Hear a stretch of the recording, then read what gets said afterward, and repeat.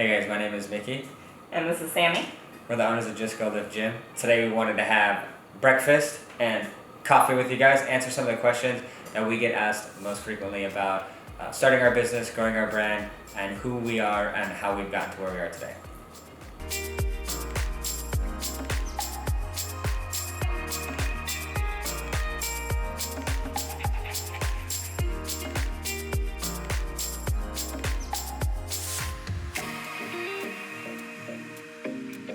Alright guys, now that you've seen our delicious breakfast that we eat probably like every morning, well at least I do, not gonna lie. We're gonna get into some of the questions that we get asked most often. The first question being, do you ever cheat? On your meal plan, of course. Or go off plan. So the way that we handle food is a little bit different. Nothing is necessarily good or bad. It's trying to figure out how you can eat the things that you want to eat and stay on target. And so with that, nothing's good or bad, then no, we never go off plan, because like, hey look, like you saw this morning, if you want French toast, we figure out how to do so in a way that gets us the results that we want. And when you do that, you don't have to go off plan. That includes, having a drink of alcohol, going to events, your friend's family's house, all those things. There is ways to work it into making progress that you want, so you don't necessarily ever have to fall off plan. And the awesome part about that is you never have to get back on track if you never fall off. But yeah, like with that, it's all about actually having a plan and sticking with the plan. And so making sure that you plan in that French toast that you're about to eat so that you can enjoy it. All right, next question. What are you most thankful for today? Today, that's something actually that we talk about often, or we ask each other either at the beginning of the day or at the end of every day, or sometimes both.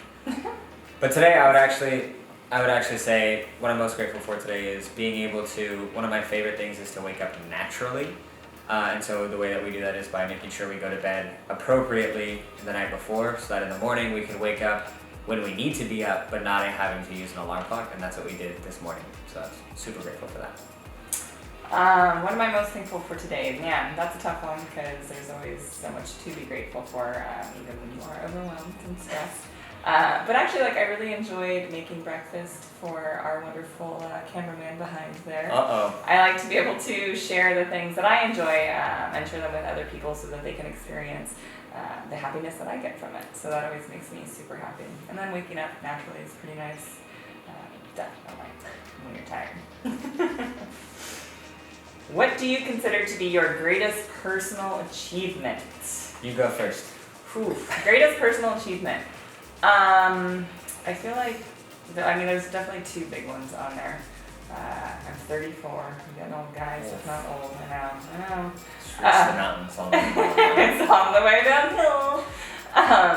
But greatest personal achievement would probably be opening a gym, for sure. That was huge. Because prior to opening a gym, I was an ER nurse, which would probably be my ever pinnacle of achievement so far in my 34 years. They are both very different from each other. I was used to being told what to do as an ER nurse. There were systems, processes, all these types of things. And then opening a gym, it was holy bejesus, I am in charge. So that was definitely a new role for me. But those were huge achievements for me. But yeah. Mine is probably not necessarily the gym is huge.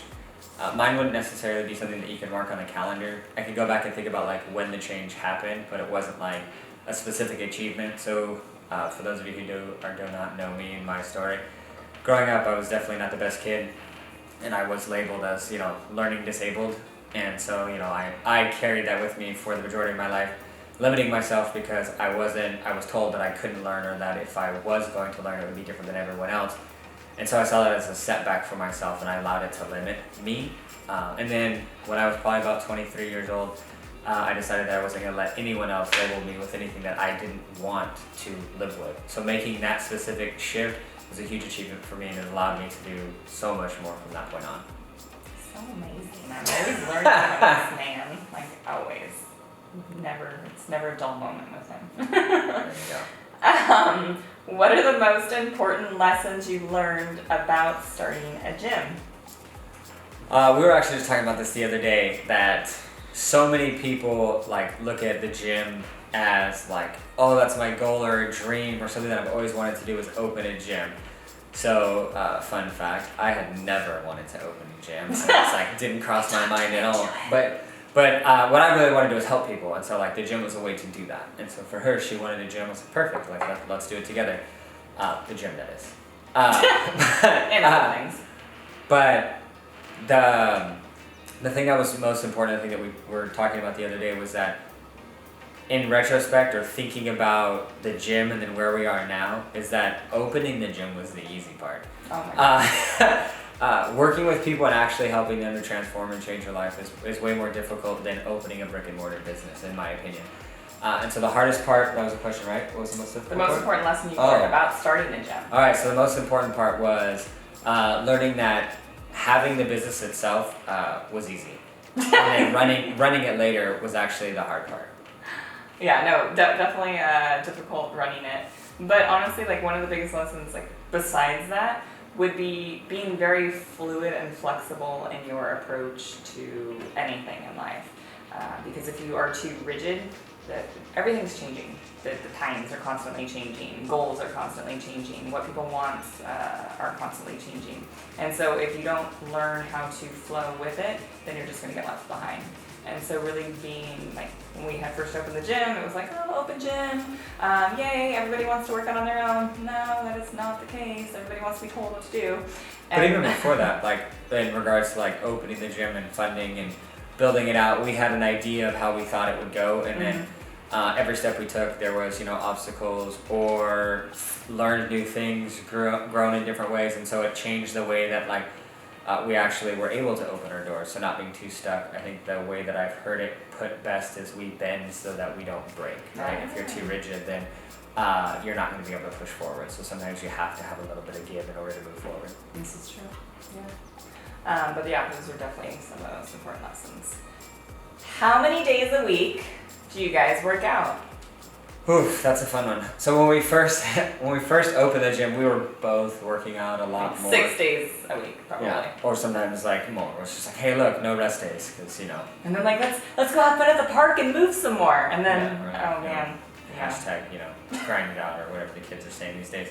And so, but like the more we learn about ourselves, about our business, about our bodies, all that fun stuff, we're continually learning and growing so that we can better help the people that we work with. And so, learning how to properly fuel your body, rest and recover, we've actually greatly reduced the amount of time or days that we work out. So I am currently doing 4 days a week. She does... I do 3 to 4 depending on how much sleep I've gotten. So I try to be very consistent, but that is huge for us because like we said, we used to work out 6 days a week. At least for me personally, I was never seeing the exact results that I had wanted. And it wasn't until I decreased my workouts to about 3 to 4 days a week and I started fueling my body properly. Eating more. Eating more and actually being mindful and calculating the foods that I ate, did I actually move forward and make progress to where I actually wanted to go. So allowing your body to rest is super important. We all got different goals, don't get me wrong, but 3 to 4 days, that's what I got. And then like with that, it's just about having a plan that you are sticking with it as moving you towards the goals that you want. So if your plan is laid out for 3 days a week, you can get the results that you want with only working out 3 days a week. If your plan is written appropriately where you have to work out 7 days a week, then obviously you're going to get the most benefit out of that. But why not program to where you can enjoy the rest of your life? There's so many people that say like, oh, I do work out or I work out because I enjoy it. But there's other things that you get to do with your time that are just as, you get to enjoy just as much, if not more. That's true. All right. This is a good one, guys. How do you keep yourself positive or positively inspired during overwhelming times in your life? So that's something that we're probably very familiar with. From the moment we decided to open a gym or go into business, it's probably been overwhelming. And there's a few ways that I handle it. One is that I just and even before this, from the time I was 17 to probably 24, I worked 6 to 7 days a week, anywhere from 10 to 17 hours a day. He's like the Energizer Bunny. He never finds stop. And so I would get asked then how do you do it? And the reality is that if you don't have an end in sight, you have a lot more in your tank than you realize. And so many people, they get discouraged because they think they only have to push to a certain point. And then once they reach that point, if they haven't hit their desired goal, it's defeating, because it's like, hey, look, I thought I was only gonna have to try hard till Friday, and now it's Saturday and I still have to try hard. And that can weigh on you so much. So realizing that this is a marathon and it's not a sprint typically gives you energy to continue pushing even when things get hard. And then to not necessarily look at, you know, the glass half empty or half full, but the possibilities that are in front of you. So rather than looking at all the problems, look at the opportunities. Because like with everything, there's the potential to fail, but there's also the potential to, you know, learn and grow. So if a failure becomes a learning opportunity and a win becomes another learning opportunity and a way to move forward, everything is forward motion. And so it's not necessarily that anything is ever overwhelming or defeating. It's just a matter of the way that you look at it. He is obviously amazing, as you can hear. but that means that I failed more than most people, honestly. Like no, when you true. learn, or like when you're good at something, it's just because you tried a lot more, and you got beat up a lot more. So one of my things is I'm good at taking hits and coming back.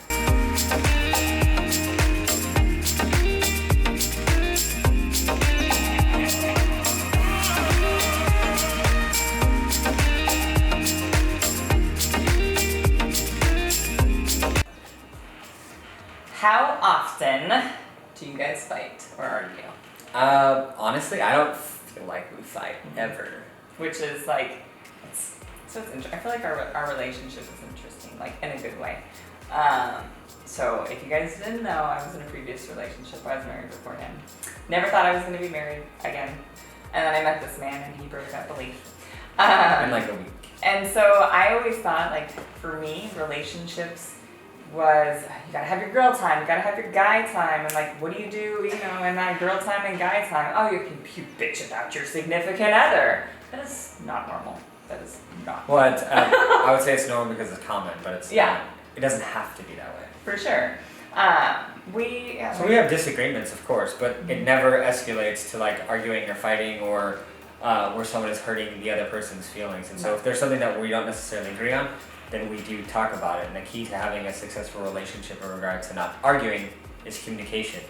And so like the only time that most people, things escalate is that I assume she meant something or did something or like whatever. And so it's lack of communication. So if there's something that bothers her, it's probably because I didn't communicate appropriately. If there's something that bothers me, it's probably because she was thinking something or had an idea of how something would go. And this is really big for me, that like I will think about like, oh, tomorrow this is my perfect day, and I won't tell her that, and then she has a different plan for her day, and then so it's like, oh wait, hold on. The plan unveils, it's like, ooh, this isn't working what I thought it was supposed to do. And so there's the potential for either one of us in that situation to get frustrated, but rather than taking it out on her, I realized like, oh, damn, I didn't tell her that this is how I saw my morning going.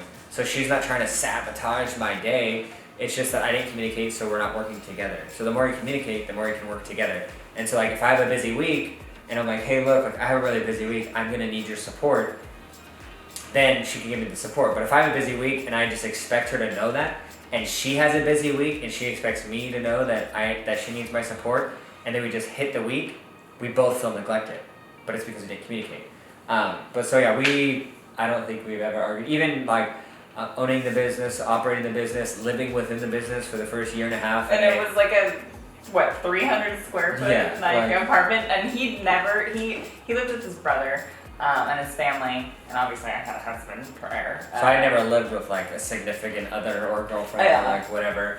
So that was my first experience, like, you know, living with someone that I wanted to, like, I chose to share my life with, because family don't really pick that. And so like I chose to, you know, move in with her and live with her, and that was the first experience for me, and we were able to make it work, you know, seamlessly. Because anything that had the potential to cause friction, we use it as an opportunity to learn, to get closer, to grow, so that our relationship could get stronger, not necessarily tear us apart. So every road bump, there's the potential, every obstacle, there's the potential to do one of two things, and we just chose and continually choose to benefit from it rather than have it tear us apart. Yeah, and like for me, I don't ever feel like we need a break from each other, because like you said, we communicate with each other. He actually just went away for 5 days, and that was probably the longest we've been apart in our entire, what are we going on, 3 years? 3 years of a relationship, which I know for a lot of everyone's like, what? But when you communicate with somebody and you're very open with them, you don't really need that. Unless you want that, that's different. But yes, no argues. All right, so last question. Whoa. What are the 3 most crucial things that you do to build your brand? The biggest thing I think for us definitely in the beginning was gaining clarity on what our brand meant and what it represented. So there's a lot of people that may or may not know. So our brand or our gym or our company is Just Go Lift. Definitely sounds really fun in regards to like gym and working out. But from the very beginning, we were very intentful on the goal is to improve the human experience. And so we want to work with people, everyone that we come in contact with, to instinctively help one another out, to uplift each other in the world. And so it's not just about lifting weights, it's not just about getting healthier, but it's about improving your quality of life and everyone's quality of life. And that's something that we've thought about from the very beginning. So having a clear vision of who you are and what you represent is huge, because if you don't know what you're doing, then like how can you offer it to anyone? How can you build something that's kind of like scattered? And it kind of goes back to that whole like planning your day, planning your morning. Like you have to know what it is that you want out of it. And so like you said, the clarity is huge. So if you're trying to achieve something, get clear on what it is that you're trying to achieve.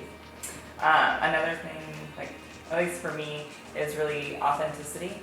How you see us like this is how we are in person, because I'm sure you've had those, at least I have, in the past where, oh, I have my party friends, oh, I have my smart friends, oh, I have this. And a lot of times you end up acting very differently with each of those types of people. It's a lot of work. And so if you really like know exactly who you are and portray that in every situation and every facet of your life, then it's not work, because you're just being you. So really being authentic to what it is that you want out of life, who it is you are as a person, is important in regards to the brand that you want to build. So build it based on you, not based on what you think that you should be, or you think you should be, or whatever. And even if it's like a product or a service, you're like, how can I be cups or coffee? Right? But you can do that in a way that's authentic to you. Like you've seen all types of different coffee brands, this, that, whatever. They all look a little bit different. So like even if you have a product or something that is like physical, or a like software or something like that, you can promote it and you can grow it in a way that is authentic to you. So you never want to do anything that's going to make you feel like, oh man, I hate doing this. Go against your values. Yeah. And then the last one would definitely be being consistent. And that goes with authenticity, because the more authentic you are to you, then it's really easy to keep it up and to be consistent. The only time you struggle with being consistent is if it's something that is so far removed from who you are that it feels like work, so it's like, I can't keep this up. And so definitely being consistent so that you can gain and maintain momentum.